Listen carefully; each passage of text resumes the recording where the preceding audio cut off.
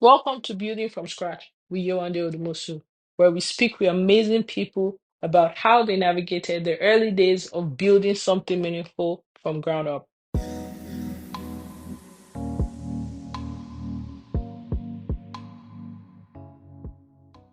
Hi everyone, thank you for joining. This is season 2 of Building from Scratch, and I can't believe, we actually made it to season 2. Our first guest is Habib. Habib, first of all, thank you for joining. Habib is a friend of mine, and we've had so many conversations about his journey, and I was looking forward to having him as one of the first guests this season. We had about 5 guests last season. We wanted to make it 6, but we eventually had 5. I think that was one of the best things that I did last year, and I wanted to be able to do it this year. First of all, thank you to the team. The team did really, really well, supported me. What started out as a side project is looking to become something that is a collective of our hard work and us having like really, really amazing entrepreneurs, change makers, founders, and just anybody that is trying to do something new, be able to follow their journey, be able to use their stories to inspire other people, and just be able to ensure that, when we're looking for young people, especially Africans, that are really doing interesting work, we can have a collection of, stories to show the world. Most of the people that we're interviewing are early in their journey, maybe like less than 5 years or less than 10 years. But we've selected people across. We've had someone from filmmaking, we've had someone from community and NGO, we've had someone from tech and education, we've had someone from commerce. This season we're gonna have different kinds of people as well. So it's not just about tech, it's just people, young people, define odds and building and helping us understand the earliest part of their journey. And this afternoon or this evening, we have Habib. Habib is the founder of Smileys Africa. I used to call it Smiley Socks because that's how I met him. But Smiley Socks has expanded to Smileys Africa and is here to tell us about his journey. So the obvious first question, Habib, you studied computer science in school. You're the founder of Smileys Africa. At what point did you think that, I want to try and be an entrepreneur? The first time, and it doesn't have to be smiling. Like, at what point, did you feel like, okay, you know what? I think I want to do more than just the regular go to school and get a job. Thank you very much, Uncle, for that question. And also, I'm excited to be here. And big shout out to everyone that's currently on the space. So to answer the question, honestly, I don't think I can remember one particular time I said that I want to be an entrepreneur. But what I can remember is that there's been a series of events that have led to this point, honestly. Because I remember clearly in uni, with some of my friends, Kende, EY, Farouk, and and others, we woke up one day and said, you know what, we felt like we knew a lot of people and we felt like we could host a party that would actually bang. And I think that was like my first time that that I did business consciously. And it was funny because we didn't even do it as a business. We just thought about the experience, what it could be like to do a party and what we think people would enjoy if they were to go to, a club party and have fun and all those bits.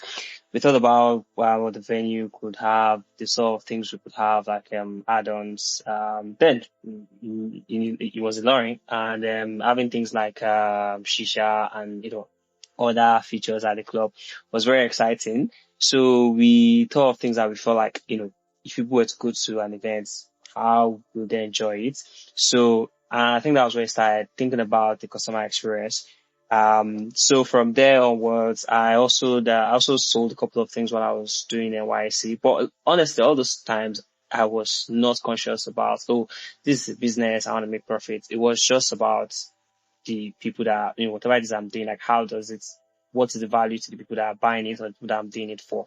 And my journey with Smiley side with Smiley Socks, a friend of mine forced me and just wanted us to do business.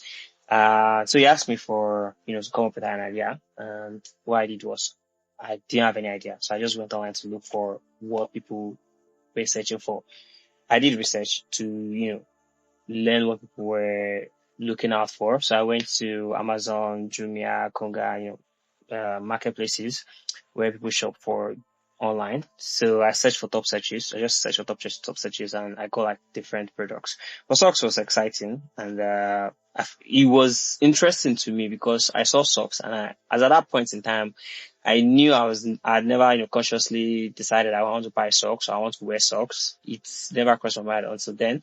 So seeing socks to be what people buy a lot sort of took me to do more research. So I searched for other socks brands around the world, Australia, Europe, America. And yeah, I think that was where it all started. The experience was exciting. Just going to the website, seeing what it was like, how colorful it was, how fun it looked. It felt really good to just see all of that. And I also went to their socials and, saw all they were doing. And at that point in time, I was doing digital marketing. So it was easy for me to, think about, how they were marketing and, the external bits.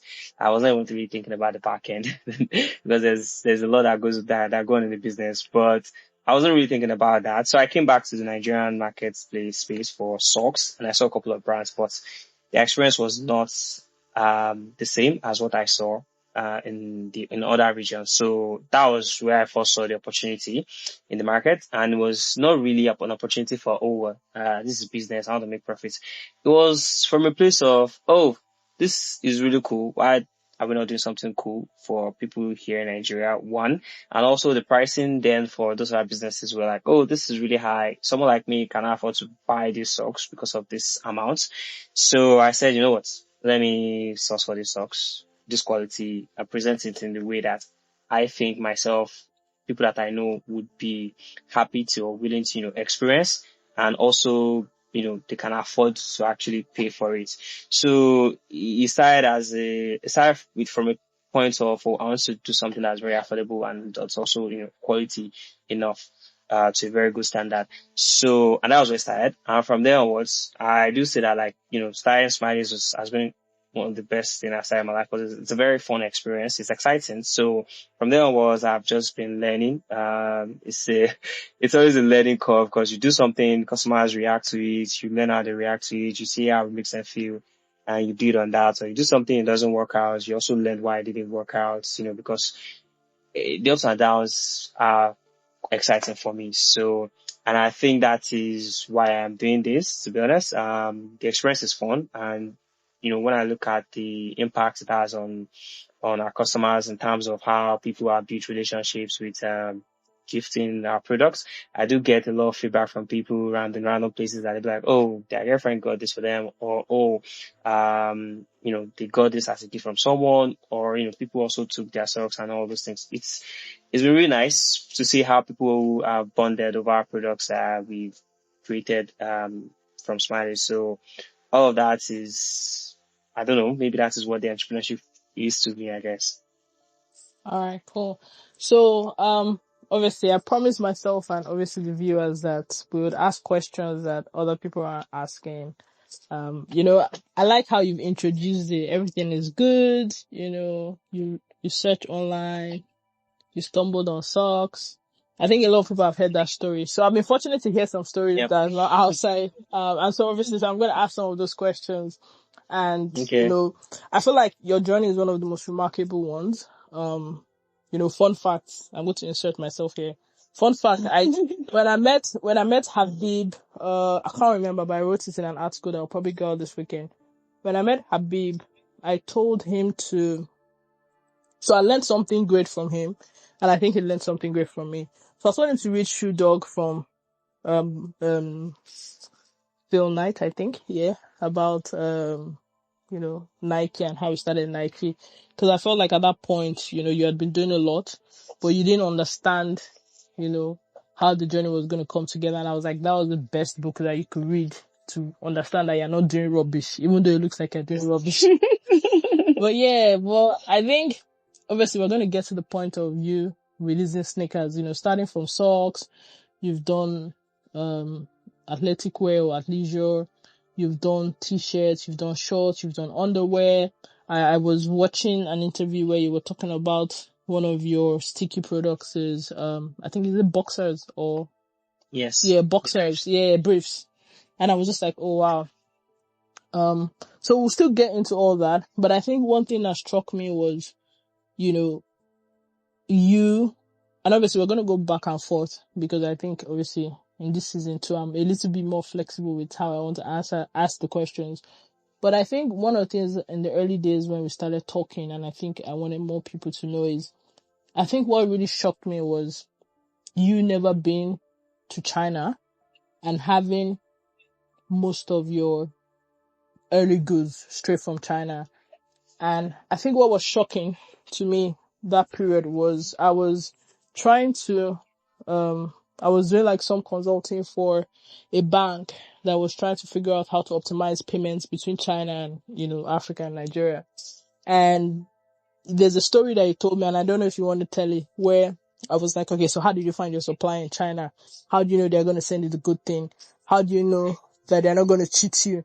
How do you know? And obviously, I don't know if you want to share that story, but it was fascinating Yeah, for that's me. And calm. yeah, because a lot of people don't know. A lot of people feel like everybody has everything figured out and they don't think about the risk. I think what was shocking and what I learned from you that day was just how you figured out how to get your things from China.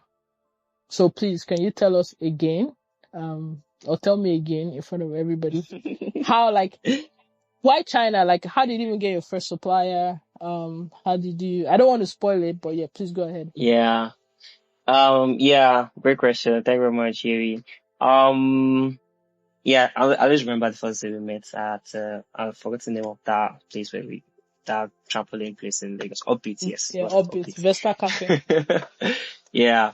So, how did I start? Because I think I was used to e-commerce. I mean, I saw computer science and I was exposed to, shopping online at an early age.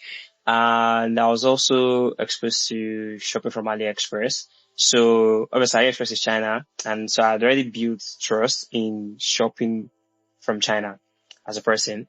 Yeah. So there was no fear of, oh, this is what's going to happen, because I don't think I bought anything from China that I didn't get. And, I've also learned that, there are different ways of shopping from China. If what you're buying is very cheap, just know that like the quality is probably going to be, be very low or something.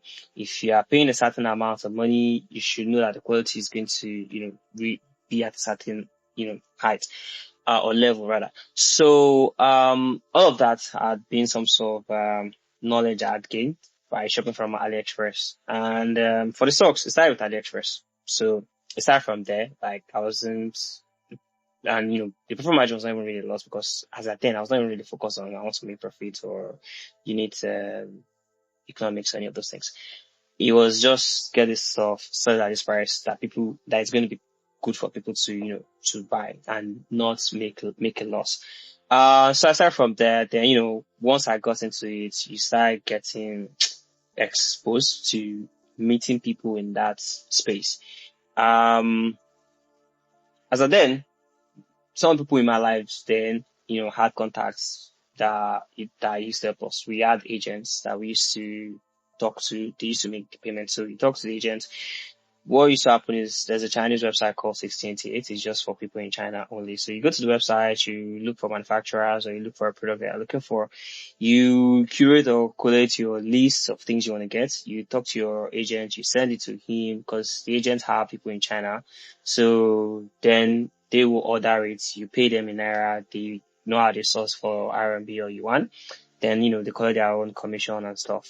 You pay them, they shop for it. And Chinese people are so efficient. So, and I think they have integrity, because I don't think anyone has shown me something else since I started. So you they get the product or procure the products, or you get to manufacture the product, and it gets sent to a warehouse. There's a warehouse in China that your agent has. So the agents will then talk to you about logistics, and they ship it through Sky Cargo and every other ship. There are like multiple shipping companies that ship from China.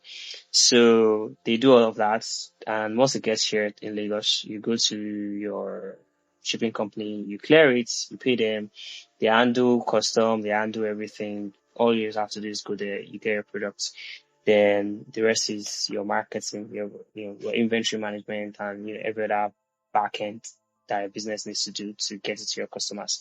So that is basically the process. If you are buying to resell, it is typically the same. If you are manufacturing, it's a bit different. You can also go to these websites, talk to the businesses there, tell them what you want to do. If you want to manufacture, a lot of them have OEMs, ODMs and stuff that, they can say, okay, yes, they can manufacture for you. So because I started by just buying and reselling, looking for cool stuff and reselling, but I then, grew with mentality, and the business grew to a point where we had to start like selling our own stuff. We have to start designing our stuff, also producing for businesses and all those things. Because the more we grew, the more, people we knew and the more requests we got. So it also built the business built us to like, say, what, let's also seek other things that we could do. So that we started, manufacturing socks and manufacturing other things that we needed. And, the conversion with manufacturing is a bit different. There's like design work back and forth on that. There's sampling. You have to do sample. You get the sample first if it makes sense. And if it's fine, you tell the manufacturers like this makes a lot of sense. The very key thing about all of this is communication. Like communication has to be clear and pinpoint, because whatever you tell the manufacturer guys is what they'll do. So you have to be clear. Like nothing is too much or too little for them to do. But once your communication is clear cut, you get what you want. And if they don't have it, they will advise you on what they have if it's a good substitute. So that's basically my journey. Trust was built over time, and my experience, made me feel like anything I want to do, because I already have the experience, and it's just easy to make decisions moving forward. Okay, great. And obviously, I'm still gonna go back to the early days, but I just wanted to Yeah. like dig deep a little bit into one aspect. So, I know you mentioned communication has to be clear, the use of an agent, and so is the agent like a middle person that translates and communicates, and does the sample get sent to the agent and then sent to you, or how does that work? Don't worry, don't give too much trade secrets, but just like, cause I feel like, when we tell the story, so if you Google yourself and you see now, most of the news stories are, oh, you started with 16,000 naira. And I think when people, and obviously we're still going to go there, and when people talk about their stories, and one of the reasons why we did this podcast, was when people tell their stories, a lot of people like just, gloss through the early stages. And so it doesn't seem realistic. It doesn't seem, on one hand, yes, most of the people didn't know what they were doing. But the other hand, is not as crazy as people think that you can attempt it. And so for us, it's okay. Yeah. How do you demystify that? How do I come to this podcast and say, oh, Habib started something really with 16K, and he was really like, he took the risk, but he actually shared some of what he did. And so if I have 100,000 naira and I'm thinking of, I don't know, selling webcams, custom webcams, because I have an idea, I should be able to go away and try it. Not just, oh, Habib talked about it, and then he researched, and then you get, so for me, it's like, okay, Yeah. what practical takeaways can people take? Even me, myself, like, if I was considering starting something like this, like, because you're telling me, oh, communication has to be clear, but you don't speak Chinese and you've never been to China. And I don't think you have a Chinese mobile phone. So, yeah, how does the agent play a part? And, and this thing is very important, because even fintechs and even banks haven't really figured out how to mass move money and the role this plays in commerce. I think people are underestimating it, which is why I'm also fascinated about your story. But please go ahead. Yeah. Yeah, I don't speak Chinese, but sometimes I say ni hao whenever I'm talking to my guys. It's just hello. So communication. So first things first, the Google Translate has made things, quite easy. when shopping on these Chinese websites, they have Chinese written everywhere or Mandarin, and you can, use extension to translate it to English. But the thing is, like I said, the agents are in China, so they can shop straight from China and it gets delivered. Now there are apps that also like translate this into English, and you can literally select what you want to select, and it doesn't get miscommunicated in between. Like it just goes straight to the the suppliers.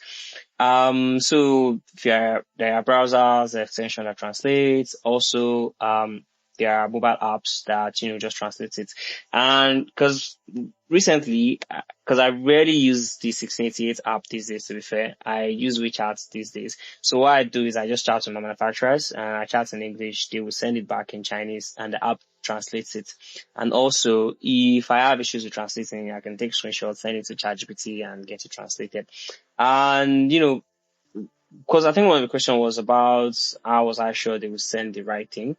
So at the beginning, what I used to do was, still do now, is if there's a new product that I want to look into, I get like one or two first, like just to see what the quality is like, or to be able to be sure that, oh, this is actually good, or this is worthy of, getting the bulk or producing the bulk. So I get samples first. You get samples like that.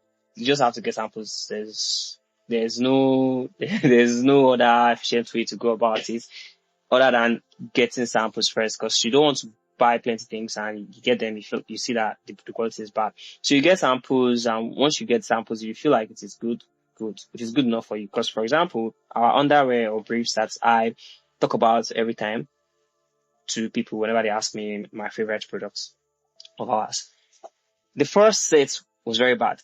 Like, okay, it was manageable. Like, people would say like, oh, it's alright. But it was bad to me. Like, I didn't like the quality. And one of the mistakes I did then was that I saw the pictures, I felt like, oh yeah, this is really what I've been looking for.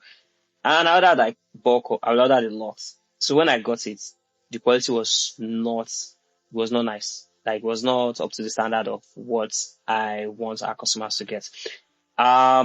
Most of that batch I used as giveaway or just dash people or give it out. Some people bought at the beginning, to be fair.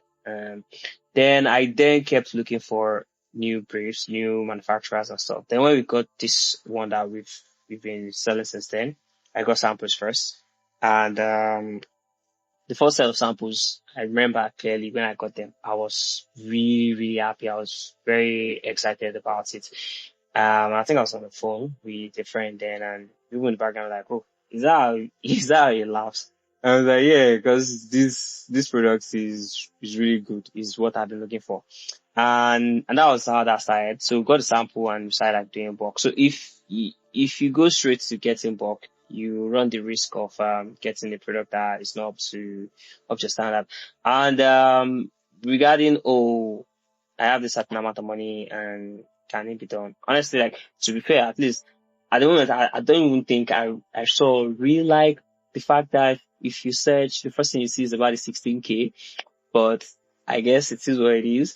Yes, it started with 16K because when I had the first batch of socks with the 16K, I think I wanted to use 50K then, but I was still working at Ingressive. And at Ingressive then, we used to get paid in the middle of the month. And I was also doing marketing calls or dancing for a couple of other brands as well. So I said, you know what, let me use 50K. But for some reason, I kept spending that money. And when I saw that reduced to 60K, I just bought the stuff straight, and it got shipped down to Lagos. When I got the socks, did basic marketing, content, social media, and we sold and we started building on that. Basically, I mean, at that point it was just myself. And one of the lucky things for me was that I was really good with social media content creation and social media marketing. I was really, really into social media. So I didn't really even see it as work. I didn't even see it as my time. I was spending a lot of time. I was doing anything. I was just doing what I felt like, oh, this is cool. Let me do this. And thank God to the first set of customers. They like the packaging. They like the branding. They like the products. and the quality of the products, and what about, and the business I building on that. Then, because of my background in marketing, I was able to start building community, building email lists, and also started building the website. So there was a website, there was email lists, and we started, doing email marketing. If there's a new product, we send out emails and explain why it is cool or why it is nice. So we already have customers that are now like returning, and on socials, we are still getting new customers. And, we basically just built off that. There was also blog posts on the website talking about new products. Every time there's new products, we write about why this new product is the best thing for you, the materials used, the origin, and so on and so forth. Basically make it exciting for our customers. So there's a lot that goes into this thing, but as at the beginning, and a few years ago, we didn't really see it as a lot. It was just us just doing what we enjoyed. Okay, great. And obviously you answered my next question. So let's talk about product direction a little bit. And Yeah. obviously I think I'll skip back to your early days.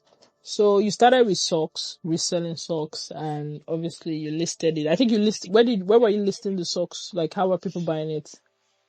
On the website and socials. So, oh god, I just remembered at the beginning, there's this thing we used to do, because it was decided from Twitter, social media, Twitter and Instagram. So what we used to do then, there was no website then, but what we used to do was, and then Paystack, Fatal, did not start all this, or Bumper Self, did not start all this marketplace, website. So, you either have to build your website maybe with, WordPress or the other one. I've forgotten the name of the other one. The popular one, Shopify. But WordPress had more chokehold on Nigeria, so I was more in tune with WordPress. But anyway, at the beginning on socials, what I used to do then, because I was just hiding. What I used to do then was I would do like a collage of all the products available, pictures and name, into images, so that when customers send DM, just send them that image, they select the ones they want from there, and it was easier to communicate. At the beginning, I used to maybe send pictures, but on Twitter you can't select multiple pictures.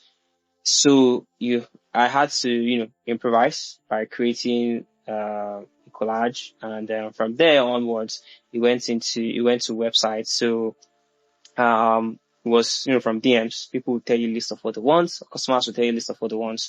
You collect the bank transfer, you receive the alerts, then the following day, you work with our delivery company, things get delivered. And when you move to the website, it was similar, basically the same process. They go to the website, products are already listed there, select, check out, receive the details. The following day it gets shipped out. And that key thing that is very huge for me is also the delivery time. That's why we don't really do pre-order. That's why we don't really do pre-order, except we want to release like a product like sneakers that we are building anticipation for. One of the things that I stand for is that I will really like customer order things. If we can make them get it now, like you're ordering it now, you're getting like 30 minutes. We've done that before, like multiple times in Nigeria, where people order and they get in 30 minutes, they get in 1 hour. We are still even doing it. If you want express order during the week and you order it today before 1 or 2 p.m., it gets delivered to you that same day or within the hour. So we were basically focusing on products that were available, not like, doing any pre-ordering. So you order your products, you get it now. And the customer experience was very, good for people. So we had very little returns, like very, very little returns. And, negative sentiments was also very, very, very low. So that added to some sort of, network effects. People were telling their friends and family about it, the experience, the product, and, everything, so, pushed us to where we are now. Okay, great. And so obviously the second part of my question was, product choices, starting with socks. Yeah. Like obviously this will now get into my favorite part, sneakers. But starting with socks, I know you experimented with a couple of other things, what was like the major decision factor to say, okay, let's experiment with this, and like, was it things that were affordable or cheaper, or was it, based on consumer feedback, or was it based on your own interest, or was it based on what was, and what were those things, or was it based on what was hot at that moment? Yeah. Thank you. Very cool question. I think it's a bit of everything, to be honest. So one of the things we started learning at the at the early stages that why are people shopping from us? Who are the people that are actually shopping from us, and trying to understand our audiences. And a lot of our audiences or customers were women that were buying gifts for men. And maybe when the men get the products, they are excited about it and they come back to buy more. So I decided as gifting, but people went down to gifts and always like looking to shop for everything in one place. So people start asking us questions regarding, oh, do you have this, do you have that, do you have this, do you have that, do you have singlets, do you have all of all of that stuff, and briefs and whatnot. So that was what triggered, thinking about other products, because we want people to get everything they want as much as we can in one place. But we also can't sell everything, and that's why we don't sell cigarettes, because of me, like, personal choice. So like power decision making is also like, my own interest in that said products, as much as when customers' interest in that said products. So when customers started talking that they wanted to, and we saw that, people are actually buying these things for gifts a lot. I mean, aside people that buy for themselves, we then thought of complementary products that we feel like if you are gifting someone socks, buying this other product alongside the socks would make sense. And that was where the brief came in, and so that it was to complement the socks for people that were gifting. Then we added beanies and hats, face caps. But that one was not really from a place of, oh, customers were asking for it. It was more of a business decision, because this thing is very key into, I don't know, business. If you want to go into business, socks are one size fits all products, so it is cheaper and more affordable to go into buying and selling socks, because one pair of socks you can sell it to one design, you can sell it to a man, you can sell it to a woman, you can sell it to a size 40 to a size 46. But underwear briefs is a variation product, which means one design needs to have medium, large, and XL. So that means if you are buying one design, you need to buy like 3 sizes, and that means you need to invest a lot more money into that product. So because we saw that briefs was collecting a lot of the money, and then it was all being bootstrapped, so we needed to always like look for ways to maximize our capital. And that was why we looked at beanies. Like, okay, what other product do we think is a one size fits all product that is also cool, is trendy, is something that I think aligns or still fits what we are doing as a brand, is fun, it's exciting, it's colorful and all those things. And that was where beanie came in, because it's a one size fits all to complement the socks, and it is cheaper to buy it and you can make a lot of profit from it. So that was, then beanies came in, caps came in, and that was happening for a while. Then moving on to activewear, the athleisure wear, that was what came after. And the reason why that came in was because of trends. We did lot of social listening, and understood that a lot of people are getting active, like men and women are getting more active. So we added active wears to the options. As at that point in time, we're also like looking for ways to increase our average order value. Because if you buy 3 socks, you might pay us maybe like 4-5 or something, or 5K. And we need to get to a point where people are spending more with us. I mean, they are getting the value for what they are spending, but as a business, we need to start making more. We need to start like getting as much money as we can from one customer at a time. Because customer might come now and they will leave you. They might not, like, the customer lifetime value is like 3 to 1. So if they buy from me 3 times, they might not come back again. Or their attention span is quite low. If they see some other businesses that is providing them something, they will leave you. And if that business is making them happy, it might be hard to bring them back. So at each point in time, we want to make as much as we can from the customer. I mean, we are going to be giving them value for it. It goes without saying. So we then thought of active wears. People are being more trendy. Is there a brand doing something that is affordable and of good quality, in the environment? So we look for opportunities, and part of our strength as a business at that point is the infrastructure to be able to source and, get these things. So we then, use that to start activewears, selling alongside every other thing we're selling. And, it also sort of aligns with socks, aligns with underwear, aligns with being, you can wear a beanie or face cap for sporty stuff. You can wear a briefs for sporty stuff as well as the socks. So as much as we are trying to increase our revenue, we also needed to make sure it's affordable, it's good quality, and also aligns with the fun and exciting, branding that we had. And also aligns, it also complements every other product. So if you're buying one, it is going to be an easy decision for you to buy the other product. From activewear, then you move to casual wears because people were like, people were asking questions. And then again, it's like bundling and it's like unbundling and bundling. You pick a niche, and because we want to serve our customers as best as possible, we then look for things that customers are looking for, and that was why we started like adding casual clothing that still fits the athleisure environments, that basically you can wear it for active wear stuff. You can also you can wear it for active events, or you can go to the gym or play football with them, and you can also wear them to hang out. You can even wear them to your office and stuff. So we then started adding casuals that fits that profile of athleisure. That also went on for a while. But one of the learnings before we got to the sneakers, which one of the things I've learned, and this one is something I learned recently after we started the sneakers, is that at each point in time that we're releasing new products, these new products were having some sort of brand effect. There's having some sort of effect on the brand or brand name or brand equity. More people were knowing the products. For example, socks. Smiley was known as Smiley socks, and that went on for a very long time.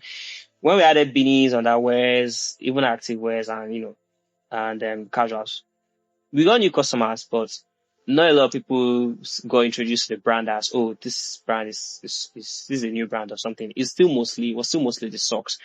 And the sneakers was not informed by data. It was not even informed by social listening. It was done based on my personal feeling and vibes. I was just like you said, I read about Shoe Dog, and honestly, the journey of the founder of Nike was quite similar to almost every other entrepreneur that I know. They are working a 9 to 5 while doing your business on the side, and there's a purpose or reason why you are doing the business, because you want to solve a particular problem. So, but when I wanted to start the sneakers, it was more of okay, sneakers is cool. How do they do it? And, what does it take to do one? And that was where I started. Did sample, was cool. And, shared the picture, and a lot of people were like, oh, they liked it. And, it's then still aligns with, an athleisure brand. And another thing I do is I look at other brands. I have brands that I worship. Every now and then I go to their website to see what's the new thing they are doing, and understand why they are doing it and learn from them. So some of these brands were also doing these things, and we felt like maybe it is time, because when we did the sample and a lot of people showed interest that they liked it, and we said, you know what, let's do limited edition and see how it goes. Let's just do it. Not even see how it goes. Let's do it for doing sake, because we can do it. And that was where it started from. And from the first doing, we then got data, we got feedback, we got insights, and that sort of added to to the brand name. More people knew about the brand because of sneakers. More people approach us and say, oh, they do sneakers. Not even necessarily sell activewear or they sell underwear. It's either they sell socks or sneakers.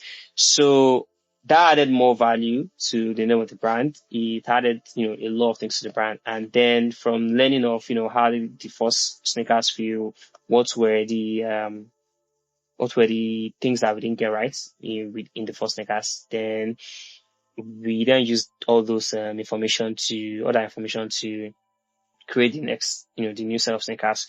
The first one was 100 pairs. We then, this one we are doing our juices. We we're doing 400. We've done 200. We're already doing the next 200, and we're adding more colors to it. And yeah, but like in summary, we product listing is a mix of everything from customers, from data, from vibe of, just personal vibe of this could work. And another essential thing that we do is that when we put out a certain type of product and we see that like a lot of customers are buying that type of product, before customers get bored, because customers are human beings and it's normal, they get bored over time. Before they get bored of that product, look for something close or similar, but looks different. Then we create that and we present that, and the customers like that as well. And then we just keep tweaking and keep tweaking on that.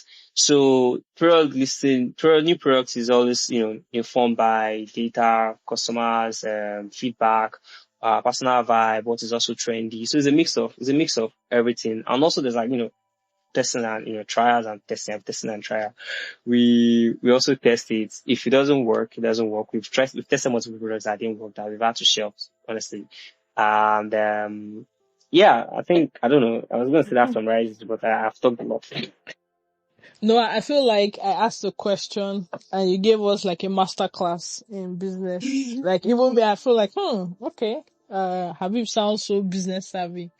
But yeah. Thank you for your answers. I'm curious. So obviously all this knowledge you've gathered has been through a journey of what, 5, 6, how many years? About 6 years now, I 6 think. years, yeah, and you've learned Yeah, so much. But in that 6 yeah. years, so I want to like just ask some quick questions. So the first quick question is, at what point in the journey was the first time you know like, oh more, this thing can actually be big, or this thing is a big deal? So that's the first quick question. At some point in the journey, Yeah, you know how you'll be doing something and just, but you are like, you know what? There's something really here. I think at different points in time, honestly, it's just at different points in time. Before I started Smiley Socks, it was supposed to be OVH. That's Olaolu, Veda, and Habib. That was like my two other friends. I was supposed to like do it together. And then that was when we still buying from AliExpress. But Laulu and Veda they were not really into it as much. They were not seeing what I was seeing. And then that was when I felt like, oh, this could actually be something. Cause stocks were coming in and within a week they were finishing and people were like really happy about it. But, everyone have like different journeys. So that was when I said, this could be something. Then I had to go ahead and start Smiley Socks by myself. But after that excitement, it became like norms. There was no, oh, this could be a big thing. I didn't even used to think about, oh, this could be. I think at one point, I've never seen us doing sneakers. I didn't even see us doing that. Even when you told me to read Shoe Dog and I read it, I didn't even see us doing sneakers there because I didn't like manufacturing. I also didn't like Ration products. The ones we used to sell were just because, it was necessary. Customers liked it and it was nice. But I didn't really like manufacturing. I feel like it takes a lot of work and a lot of money because of the multiple sizing issue. But the beauty of this whole experience and why I keep saying it's always fun is that at different points in time, we get reactions from people, customers, or just, someone that be like, oh, they like this brand. And, I'm not even gonna lie, the quality of people I've met just because of Smileys has been really amazing. And, recently is when I felt like, oh, this could actually be like a really big thing. I think when we started like doing sneakers, because the sneakers I don't feel like it's hard, but then again, it's also like maybe like the biggest thing we've, produced or done. It takes a lot of money to go into it. And that then takes me to start doing things like sourcing for funds, sourcing for investments, having to learn to, sell the business to people, sell like, the vision to people and getting people's interest. So I've experienced multiple things from just doing the business. And when you start talking to people and they start telling you how they feel about the business and how they see it and also like what they think it could grow into, it's exciting and also helped me expand my mentality around the business and whatnot. And then again, I also, like I said, I have brands that I worship as a person. I have like other brands I'm always like looking at, and I'm always like learning from them and seeing what they are doing. And when I see some things they do, in my head, I'm like, oh, I can do this now. You can do this. This is not a big deal. Could be, might be a big deal, but then again, nothing's a big deal to me. So, okay. I've talked too much. I've answered the question. No. You answered the question. So it's something like, I feel like different points, but obviously launching Yeah. a sneaker line must have been like, oh my God, and unfortunately for Yes. me, just to disclose, the first line of sneakers I'm number 100. I had to fight for it. So Yeah. I couldn't get number one, but I got the 100. So my sneaker number is 100, and yeah, I got one, and I was proud of that. And thank you. So Yeah. what's the reverse? I know a lot of entrepreneurs say every day they're like, oh more, this is going to back up. But what's one time that it felt so bad, like, you know what, I'm not gonna make it. Oh, well, like one of my friend is actually this kind of on this space. One of the things is used to say is that I don't see suffering. So I'm not gonna lie, I don't think at any point in time I felt like, oh, we're not going to make it. I've never felt like that. Probably because I don't know why, but I've never felt like, oh, we're not going to make it because I don't know. I've just never felt it, honestly. I'm trying to think. I'm trying to actually logically explain why, but I don't think so because one, the goods are there. The only thing that might do me sometimes is like, oh, maybe the revenue is not as much as we would like it to be this month. What should we do? What can we do? I mean, and thank God, there's a process for all these things. You have a product, you do marketing. How do you do the marketing? You do influencer marketing, find sort of influencers to talk to. Do you run ads? How do you run the ads? What sort of content do you need to create? Do you have to send more emails? Then how frequently are you going to be sending the emails? Do Okay, you have to wait, present it? wait. So are you telling me? Okay, let me rephrase the question. Wait. Okay, Okay. what was the one you remember, the lowest point?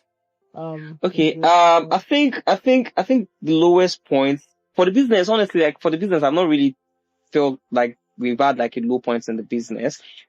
It's maybe our personal struggles, and I'm not like it's affecting my efficiency in the business, and we are not like maybe making as much revenue as we are making. The products are still there. Why are we not selling it or something? So if the problem arises, we look at the problem and we then tackle the problem based on what the problem demands. So if we have any low point that I can think of, it's probably we are not selling as much or revenue has depleted, and then we try to understand why that is. But so far, so good. We thank God. I don't think we've had anything that have made me say, oh, I think I want to stop doing this business or shut down this business. Except, maybe just revenue is low, and that one was always tying back to the marketing and, understanding why revenue was low in that month, honestly. All right, cool. Let me hear. I mean, I've learned something about you, and you're unique as well. So let's talk about, early days you did it yourself. And, Yeah. and and I'm wondering, do you have a team now? Who was the first person you hired? Did you do contracting? One thing that I noticed for Smileys is you guys are very intentional about like branding, packaging, the feel of what you're getting, not just the value. So how did all that come about? Do you have a team now? How did you approach hiring? Or is it just you? Did you contract? Do you use Yeah. do you use freelancers? How's that going? Yeah, we actually do all of these things I listed. So the first person that I brought on the team, well, the first person I brought on the team was Bladstone. I made Bladstone as aggressive, and I don't know, I just like Bladstone. Bladstone felt like Bladstone is one of those good people that you just know that this person is a good person and he has quality, that he's a brand designer and all those things. So In fact, I forced him to be a part of the company because he was like, "Oh yeah, it's cool," but he was reluctant. Not because he was not interested, but just his personality. That's his personality. So that was first person that I brought onto the team. He's the co-founder now. Then next person I hired was Habiba.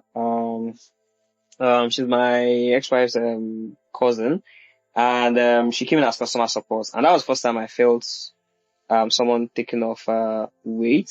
Like when I started Smileys, I didn't know I was doing a lot. I actually had no idea I was doing so much. But I knew that all I used to do was just Smileys. Then the first day Abiba worked for me and answering DMs, I felt the difference. And that was when I understood having people, like the point of having people to be on your team, having people on your team. Really felt different. I felt light because she was just answering DMs and I just had to focus on other things. Then from there onwards, we started hiring like social media managers or inventory manager. And some of the most essential bits of this company is the customer support, the inventory management. Those two people we can't do without them. So we had an inventory manager, and right now we are like five altogether in the company. There's Biba, there's Munirat, and there's Faith. Um, Munirat handles contents, Faith handles inventory management. Then myself and Blight too. We do everything else. And yeah, and cause we also work with other people that are not like fully on the team, but we work with them consistently. There's a Smiley that prints for us and does like the branding, like whatever we need to print, polymer, paper, cards, anything, even banners, anything, we go to Smiley and, it's always available. Then there's also so on the freelancers, we work with freelancers in terms of designs. I've worked with Candy as a freelancer on design. He has designed a couple of socks for us. And also even the sneakers was designed by a guy in India. His name is Gupta. So like I tell him what I want. I try to sketch what I want, get him like different pictures to, I communicate basically. Then, he designs, we do our back and forth. And, that's also like freelancers I've worked with. Another thing that we do and we are like looking to do more of now is like working with creators. So like designers can come and say, oh yeah, I have this design of socks or or shoes or shirts or whatnot. We look at it if we look at it and we collaborate and we produce together. We've done that before. The Lagos in the Box was a collaboration with Femi. We are also currently working on a collaboration with Oshoma, who's a designer, and a very limited cat socks collection. It's funny and exciting. So we work with people based on our needs, and currently we recently we started working with a growth person to help us with our ads management and more email marketing, and making sure our revenue increases as much as we can. So, but one of the things that what the core people in the team share, and this is what I think has helped us a lot, is most of them are family. They're actually like really close. They're also people who have integrity. They're people that are very reliable. Like even if it's not even about the business, I can like always trust them for whatever we have between us. So, but yeah, I think I've also been lucky in that part to be able to work with these people because I know I've worked with people that didn't really work out well, especially on the social media marketing beat, to be fair. So we've had our fair share of, not having rights. A lot of it's learning experience for me because I learned that too. I learned that I used to be the problem in marketing because I didn't really have patience for someone that was not doing marketing right. Probably because I knew a lot about marketing, and when people were not doing something that is up to my own standard, in my head, I just cancel that. They're not that good, and that's why that's why I'm not on social media management. But yeah, I've also learned how to manage people, how to set goals, how to be a manager, because I saw all of those bits as learning curves. So on hiring, we mostly hired from true friends and family and people who we actually trust, not just because they're working for the business, but like people that I can actually trust outside the business itself. Okay, and just quick follow-up, super quick follow-up. So let's say you're hiring someone new for the company. What are the things you'll be looking out for? Like, so for example, I want to join Smileys now. Like, what will make you say yes? What are the common, I mean, obviously people call it values, but like, what will you be looking out for? And then what are the non-negotiables for you? Honestly, I think the experience is the first piece. Like the experience, what have you done? What have you done? One. Also, your alignment to the brand. Like, what do you think about the brand? How do you feel about the brand? Although that has not worked the best, but then again, it's still really key. Like, how do you feel about the brand? Is this like something that I don't want to say carry it on your head, but then again, you would like to carry it on your head. So how excited are you about the brand? What do you understand about the brand? And, there's that part as well. And that's kind of essential for us, even though sometimes people say they really like the brand and, they've not really been the best hire, but then again, that's still important to us. Another very essential thing is integrity because like we want someone that we say, oh, I did this and they actually did that. It's not even because we want you to be like we are looking for honesty. It's just like that's part of it. But like it is essential that we know what is happening at each point in time. If you say you send out a package to a customer, we need to know that you sent it out. So whenever we are dealing with the customer, we can actually talk to the customer from that POV. Or if you say you didn't send the package out, we will know that, oh, we are actually going to go to the customer and beg and explain what just happened now, what we are going to do about it.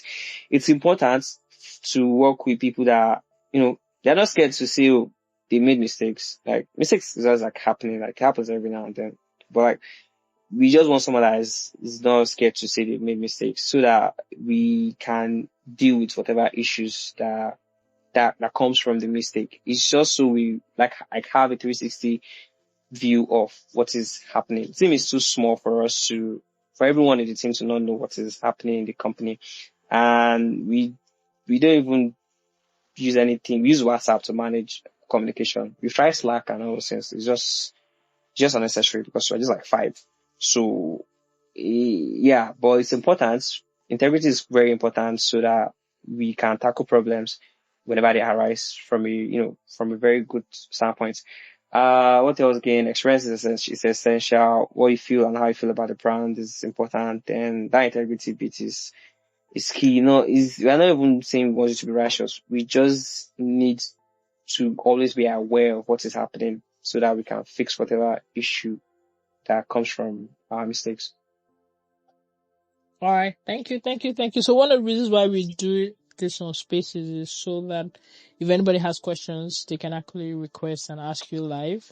So if anyone has any question, because I think we're at time and we need to wrap up the next few minutes. So if you have a question, you can just request and I'll, allow you to ask Habib directly. But while we're waiting for that, Habib, obviously you've done this for 6 years.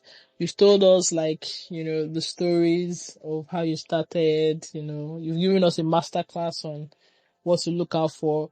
But then I think one area we've not touched on was, building smileys while working. How did you navigate it in the early days and how are you navigating it now? So you've mentioned you were working at Aggressive. You've mentioned obviously you have really good experience in marketing.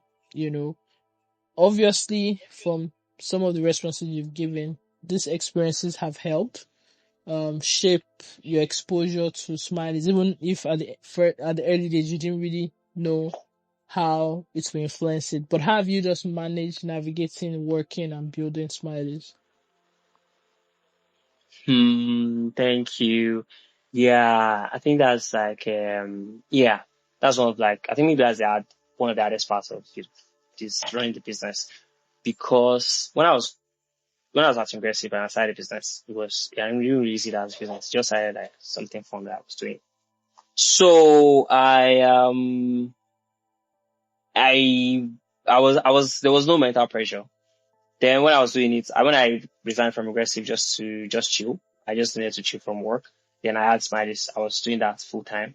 And that was when we saw like, the craziest growth ever. I think we went from, 800K the previous year to like 8 million or 10 million in that year just because I was doing it full time in revenue. That was like the first year. And then I had to start work again. I was doing product marketing for our pass. The business was growing like year on year. We grew because we set the target of 25% year on year growth. We do more than that, but like that is like, but basically we always growing. There are like other factors, but we always see growth every year. But what I also like feel or felt at different points is that times when I have actually spent all my time, 100% of my time on the business, the growth has been exponential as opposed to me working full time somewhere and also like doing the business on the side. Like the growth is slower. It's lower than, when I'm doing it full time.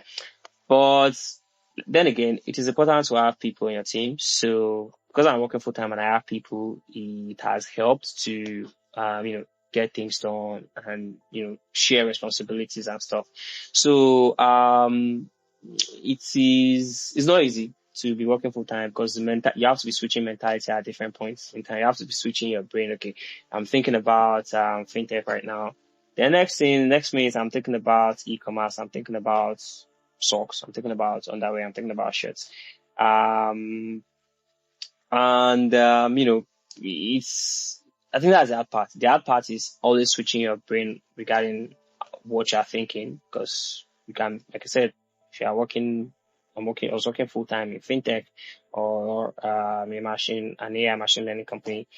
Then next minute, I'm having to think about customers complaining that they've not received their order. We have to talk to logistics company that what is happening.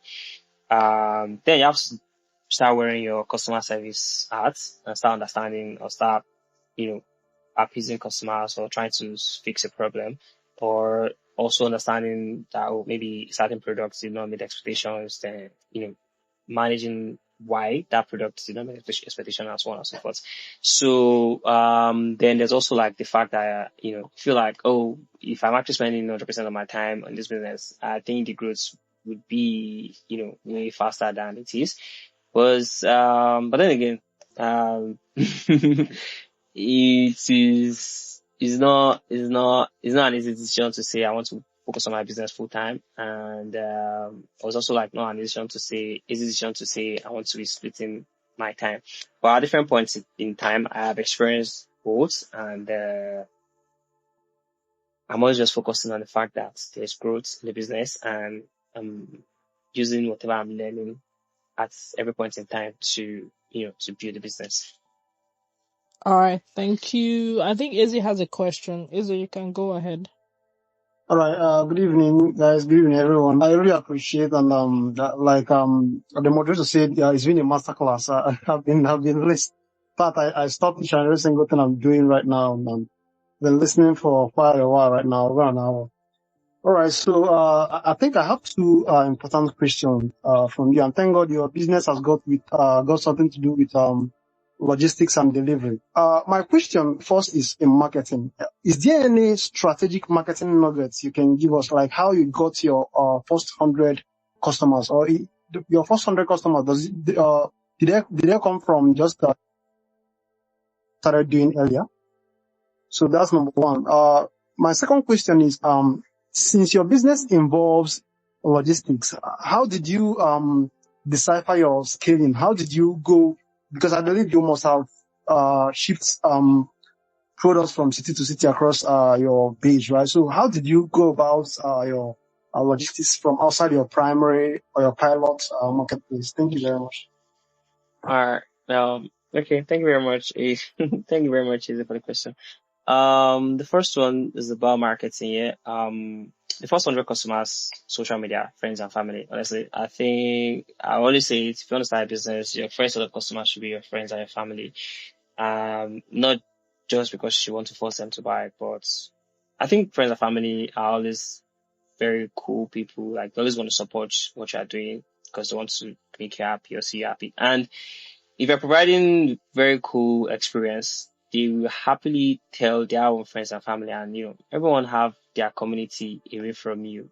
Do you get? So from there onwards, you provide a very good experience, they will spread the word to that community. From that community, you get new customers, and and it goes on and on. But I would say our first set of 100 customers came from friends, family, then social media. Then, then again, thank God, our branding was really cool. It was socks, and it was being delivered in a yellow branded envelope, which was different. And the experience was, I think that was exciting for most customers that we got at that point. So what they used to do, then another thing is this.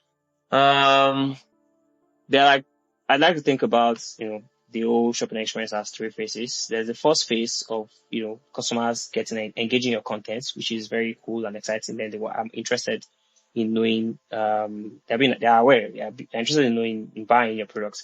Then the second phase of, them ordering or buying the products. Then the third phase is the post purchase. Then what we like to do in that bit with the post purchases, try to also get customers to talk about us even after they've gotten the product. One, through the product, the product is good. Then also we were able to engineer we had a barcode on our packaging where every time, if as a customer, if you scan it, it automatically generates a tweet for you on Twitter. And all you have to do is just post, I just got this from Smileys and whatnot. So you can easily just generate that tweet. It's going to tag us. You can take pictures and you post it on your Twitter TL. So that sort of helped us to get people to talk about their products. Because one, people are excited to talk about it because it looks cute and cool. Then we also made it easy for them to talk about it. You don't have to press anything too much. Just swipe and open your camera, then open link, and your Twitter opens. We've already pre-written your tweet for you. Just take a picture and you post it. So, and all of that, like, multiple things were in play, but like, these are things I could remember that helped. Just making the post purchase experience really cool, and trying to get customers to still talk about us, even after they've gotten their products, in a way that is not forceful, not too salesy, just a cool way that to make them feel like, oh, this is nice. I think, just finding delighters at different points in time, like making sure, like, when customers engage or experience you in different ways. So even random people that are not even customers, we want them to feel good because they are just engaging with something that is from us. Could be via seeing our content on socials, could be seeing someone wearing our products, could even riders will see our package and be like, oh yeah, this is nice and whatnot. But like, so all of that, they have multiple, things that they have in play. Then there's also like referral, email list as well. You try to write a very nice email and try to nudge the readers to share with one or two friends. Just speak with the numbers, not too much. Share with one of your friends that I think will really like this product or something.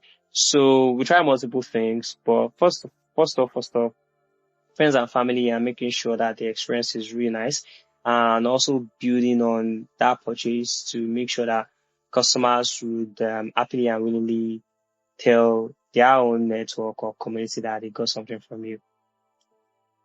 That's the first question. I think the second question was about logistics. So while I was at Ingressive, one thing I learned from Maya, because at every point in time, I was learning one thing or that from people that I was working for. What I learned from Maya was leverage. Like, she talks about leverage all the time. Like, it didn't even make any sense to me, but she was just always talking about leverage. Then, but that was what we do. We look out for people that have what we need in terms of, especially logistics. We work with multiple logistics company. We then figure out the ones that we think are most efficient for us, and we leverage on their own capacity to provide us that service because of our customers. Now, if you're in Lagos and you order from us within 1 to 2 working days, you get your product in Lagos considering with all things being equal. If you're in Lagos and you want your products within the hour, there's express delivery. You pay for it. We use Uber or Bolt, or I think InDrive, to have it delivered within the hour. So there are multiple ways to go about it. And outside Lagos, we use GIG and one other company. GIG goes almost everywhere, but like the places that they can't go to, we use the other company because, they've shown us that they can do this, so we leverage on that. I mean, GIG is cool, but like GIG can't do everything, so we are leveraging on another company that can do it. This other company, it's not like they don't have their fault though. So we have multiple logistics companies that we work with. We've learned their strengths, their weaknesses, and whatnot. And we always, using them or playing to their strengths. We know GIG, we deliver to Ibadan within 1-2 days. We send through to them, even to Abuja within 1 to 3 years. We send to them. And another thing is expectations. We always communicate expectations to our customers. So if you go to our website, you will see that we've said that you get your package within 24 to 48 hours within Lagos. And outside Lagos is 3 to 5 working days. But most of the time you get it outside Lagos, you get it within like 3 days.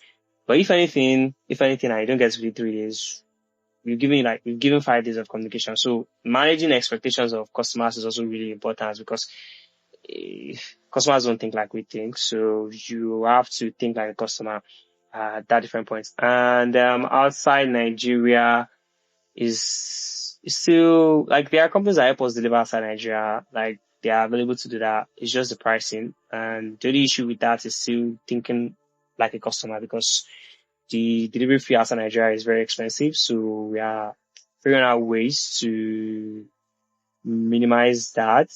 And one of the things we've done is having stations we have like a warehouse in the UK where if anyone outside Nigeria is ordering from us, from our global websites, what they are ordering gets shipped to them within 5 days outside the UK. You get it within 3 days within the UK. You also get it. So in summary for logistics, I'll say maybe leverage people that have already figured things out, leverage their strengths. And if you have, they are like always look out for options and figuring out the multiple strengths that your partners have. And, you work to their strengths. We won't want to, for example, we use the FTD within Lagos, and we won't want to give the FTD something that is going outside Lagos. Not because they don't offer the service, they offer it. But one, it is expensive for our customers. Two, the number of days that they might use to deliver it is not really the best for our customers. So we value our customers' experiences, then we look at our partners in terms of what they can offer, and we play to what they are really good at. All right. Thanks, Habib. I think we're at time, so I'm just going to ask. I feel like I have so many questions, but I'm going to try and combine these last 2 questions, and then we can wrap it up. So the first question is, what should we be looking forward to? Obviously, I'm combining questions. Yeah, I'm combining questions now because obviously we could have talked about expansion plans. I see that you sell now in UK. We could have talked about funding, how have you been able to fund, especially at this scale now? We could have talked about sneakers. You've released the second design for, the sneaker line, and you're probably going to release a new one soon. So funding, sneakers, should we expect way more sneakers? How you navigating funding, expansion, where are you expanding to? What should we just be looking forward to in the next 5 years from Smiley's? Thank you very much. So to be honest, like I always say, we then I should go to play, as I'm always saying, because we don't have like one grand picture.